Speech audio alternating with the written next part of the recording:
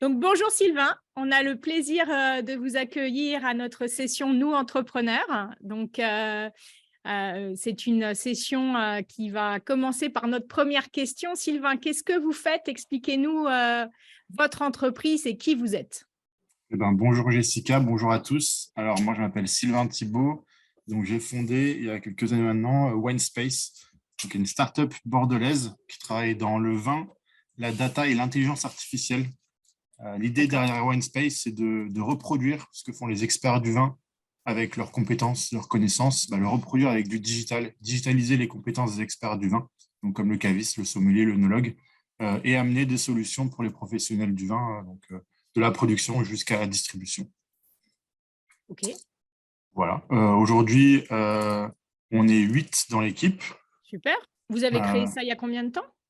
Alors, la startup est née en 2017, D'accord. mais elle a eu un petit peu plusieurs vies. Et aujourd'hui, le travail qu'on mène chez WineSpace sur ces sujets-là date de 2019. Donc, ça fait un petit peu plus de 3 ans Ouais. maintenant qu'on travaille sur ces sujets. Et voilà. Donc, qui est votre meilleur client? Qui sont les clients qui utilisent OneSpace? Alors, notre meilleur client, c'est un concours de vin. Donc, c'est une société qui s'appelle Vinopress et qui est productrice du concours mondial de Bruxelles. Donc, c'est un client belge qui utilise en fait exactement. Nous sommes à Bordeaux. Nous sommes à Bordeaux, mais il faut croire que les sujets sur lesquels on travaille ont été plus faciles, ou en tout cas ont eu plus d'écho auprès de certains professionnels étrangers. D'accord. Notamment la technologie, je peux la détailler un petit peu, sur laquelle on travaille avec le concours mondial de Bruxelles. C'est une technologie qu'on a développée avec des chercheurs en informatique de l'INRIA. Donc l'INRIA, c'est l'Institut national français de recherche en informatique. Okay. Et donc ces chercheurs-là nous ont accompagnés pour développer une technologie avec l'ambition de connaître finalement le goût et d'avoir des données sur le goût de tous les vins du marché. On avait une problématique chez nous, c'est qu'au départ, on voulait recommander du vin de manière digitale. Et pour recommander du vin, il faut bien comprendre ce que veulent les consommateurs d'un côté, et puis il faut bien connaître les produits qu'on a de l'autre. Et sur cet aspect produit, il nous manquait une donnée essentielle pour nous, ce qui était le goût du vin. Et c'est posé la problématique de comment on connaît le goût de 1000, 2000, 3000, 5000 bouteilles, sachant qu'à l'époque, on était 3 dans l'équipe. Évidemment, on ne pouvait pas tout déguster. Ça aurait été intéressant, mais… C'est une autre vocation après. Exactement. Et donc, en fait, ce qui s'est passé, c'est qu'on s'est dit, ces vins-là, on ne peut pas tous les déguster, mais ils sont tous dégustés régulièrement par des professionnels. Et ces professionnels, qu'est-ce qu'ils font quand ils dégustent ces vins? Ils rédigent un commentaire de dégustation. Et ces commentaires de dégustation, je ne sais pas si ça vous parle, mais c'est des choses comme le vin a une belle robe rouge violacée, le nez évoque la cerise, etc. Enfin, voilà, ça parle sûrement. Des trucs que pour moi, je ne retrouve jamais. Le pain grillé, je ne le trouve pas. Exactement. Mais d'une certaine manière, ces commentaires-là, c'est de l'information sur le goût à l'intérieur de ces textes. Et on s'est dit, comment on pourrait faire pour récupérer toute l'information qui est dans ces textes, qui est produite par centaines de milliers chaque année, et en faire de la data pour pouvoir ensuite l'exploiter en tant que tel.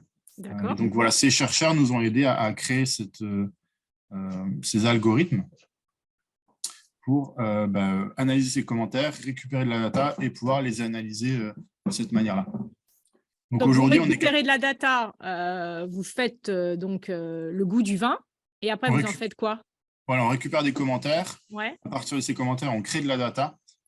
Et après, ces data, elles nous permettent de connaître le goût de tous les vins sur le marché. On peut prendre, par exemple, 5 ou 10 commentaires sur un même vin, et puis faire une synthèse qui va nous donner un avis plus objectif, finalement, parce qu'un commentaire ou un avis d'une personne, c'est quand même assez subjectif quand on parle de vin.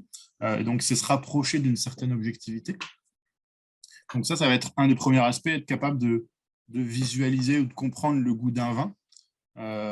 Mais on va pouvoir prendre aussi 50, 100, 1000 commentaires sur un cépage, donc une variété de raisin, et voir comment il s'exprime quand il est planté à Bordeaux, quand il est planté en Bourgogne, quand il est planté en Nouvelle-Zélande, par exemple. On va pouvoir comprendre la typicité d'un millésime, on va pouvoir comprendre la typicité d'une appellation, quel est le goût des vins de Bordeaux quand ils sont jeunes, quand ils sont vieux. Tout ça, grâce à la data, on va pouvoir avoir cette connaissance-là qui va pouvoir aider les professionnels. Et le dernier aspect qui est plus opérationnel pour certains professionnels, c'est qu'on va pouvoir comparer le profil aromatique de deux vins, être capable de calculer la similarité. Et donc ça va être intéressant pour des professionnels comme des acheteurs, des négociants, des importateurs, qui vont vouloir automatiser leur sourcing produit et finalement faire une liste de courses du type de vin qu'ils veulent, avec tous les critères techniques et tous les critères de goût. Et nous, on va être capable de chercher automatiquement dans une base de données les vins qui vont correspondre. Voilà. Et alors, donc si je comprends bien, aujourd'hui, vous travaillez qu'avec la Belgique au niveau international. Vous avez d'autres clients internationaux pour lesquels vous avez développé votre base? Alors voilà, le concours mondial de Bruxelles, c'est notre plus gros client donc, qui est basé en Belgique. On a aussi un client en Suède qui est un importateur de vin, voilà, pour qui on travaille. Et après, aujourd'hui, sinon, c'est plutôt des professionnels français. D'accord. Des cabinets d'œnologues conseils sur Bordeaux. On a des négociants aussi de la place de Bordeaux qui commercialisent des grands crus. Ouais. Voilà, on a toute une grande diversité d'acteurs avec chacun des problématiques différentes. Mais comme le goût du vin, c'est l'essence du vin, c'est central dans la filière, tout le monde s'y retrouve avec cette technologie et ces données. Surtout si ça peut permettre de mieux vendre et de mieux toucher les personnes, entre guillemets, le consommateur final, ça crée une dynamique assez intéressante. Exactement. Il y a même des applications à développer pour le consommateur final, pour l'aider à simplement mieux choisir, mieux connaître, et puis simplifier l'accès au vin par ce côté goût. Quand on achète une bouteille, la grosse problématique, c'est quel goût a le vin qui est à l'intérieur. Et à part aujourd'hui ouvrir la bouteille et la goûter, on n'a pas accès à ces données-là. Voilà. C'est super intéressant. Vous existiez pendant le Covid ou pas? On existait pendant le Covid. On débutait pendant le Covid. On n'avait pas encore forcément de clients et de marché. Donc donc parce que j'avais quelques questions sur comment le Covid avait impacté un petit peu votre démarche commerciale ou comment vous aviez fonctionné. Est-ce qu'aujourd'hui, ça s'applique, ça vous a freiné dans votre mode de développement? Quelles ont été les conséquences du Covid-19? Alors, le Covid, ça ne nous a pas impacté directement commercialement parce que on était vraiment dans une phase de développement, de recherche. Donc, c'est poser la question de est-ce qu'on continue à investir sur le développement, sur toutes ces choses-là, à un moment où en fait, tout le monde avait envie de réduire les premiers budgets qui sont les budgets innovation. Ouais. Et puis, en fait, comme j'ai dit, on a travaillé avec ces chercheurs et eux étaient vraiment toujours partants. Nous, cette techno-là, quand on l'a développée, on ne savait pas encore vraiment à qui on allait la vendre. Ouais.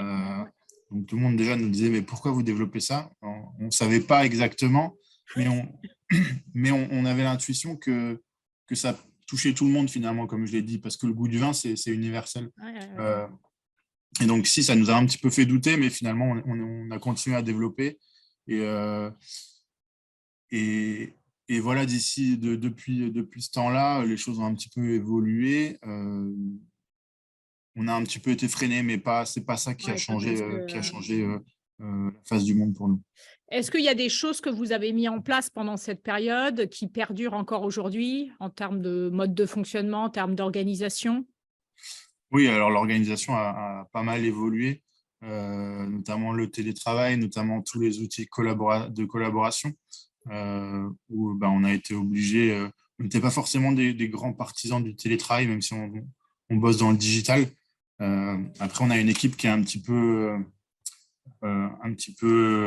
explosée. On a un bureau maintenant à Toulouse, un bureau à Bordeaux, on a une chercheuse à Paris.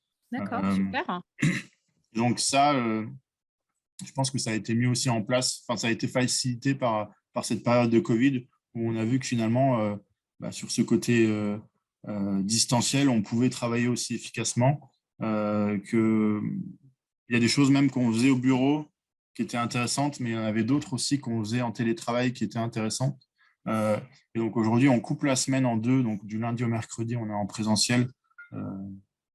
au bureau avec tout un tas de moments de convivialité, de moments de team building un peu quotidien.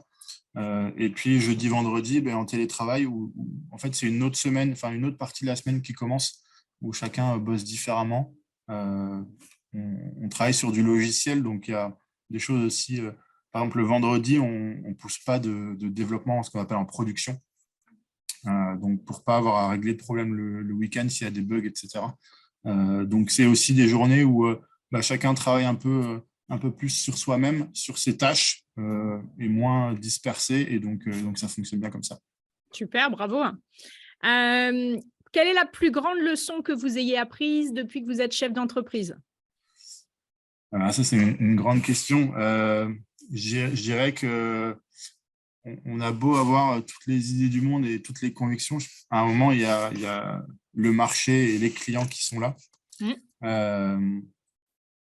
Ça, c'est souvent vrai pour les startups. On pense qu'on va révolutionner tout un marché, mais ces gens-là, ils sont quand même là depuis des fois des dizaines, voire des centaines d'années.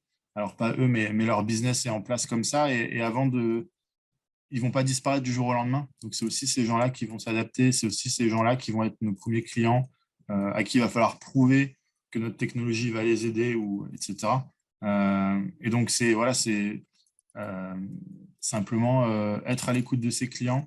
Et puis, parce qu'en fait, c'est souvent eux qui ont la clé de tout un tas de choses. À combien on va vendre notre service, qu'est-ce qu'on va et ça va dépendre de quel problème on résout chez eux. Et à quel point c'est problématique pour eux ou à quel point ça l'est pas, et du coup ils vont pas être prêts à payer. Il y a comprendre son client. Je pense que c'est vraiment le point clé pour tous les business, hein. Mais d'autant plus pour les startups où on n'a pas de concurrent forcément qui a déjà commercialisé un produit similaire, qui a déjà fait ce travail de pricing, ce travail d'évangélisation de ces produits-là. Et donc on n'a pas le choix, il faut être avec nos clients tout le temps. Ouais, bravo. Voilà. Qu'est-ce qui vous inspire le plus aujourd'hui? Qu'est-ce qui m'inspire le plus aujourd'hui? Il y a plein de choses, mais ce qui m'inspire, c'est... Moi, je suis la tech et je suis aussi toutes les innovations de façon large. J'aime beaucoup faire des parallèles entre les secteurs. Et donc, ce qui m'inspire, c'est des gens qui se posent pas trop de questions, qui osent, qui sont prêts à tout révolutionner du jour au lendemain, cette agilité, et puis c'est pas une question facile, mais ces gens qui sont prêts à abandonner tout ce qu'ils ont aujourd'hui pour vraiment lancer leur idée, lancer leur entreprise, et qui sont convaincus qu'ils vont révolutionner le monde. Et voilà. Est-ce que c'est votre envie de révolutionner le monde? J'en sais rien. Moi, je suis plus, entre guillemets, plus réservé pour ça. J'en sais rien. Moi, ce qui me fait avancer aujourd'hui, c'est le fait que j'adore ce qu'on fait. Ça me stimule énormément intellectuellement.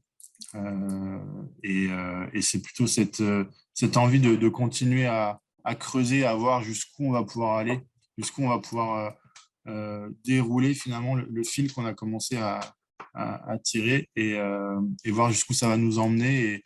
Et moi, ce que j'apprécie, c'est le travail au quotidien, c'est tout ce qu'on développe, toute cette émulation dans l'équipe et dans tout ce qu'on crée auprès de l'environnement dans lequel on est. Donc, est-ce qu'on va changer le monde? J'en sais rien, mais en tout cas, ça donne envie de voir la suite. Ah, ça, c'est sûr, ouais.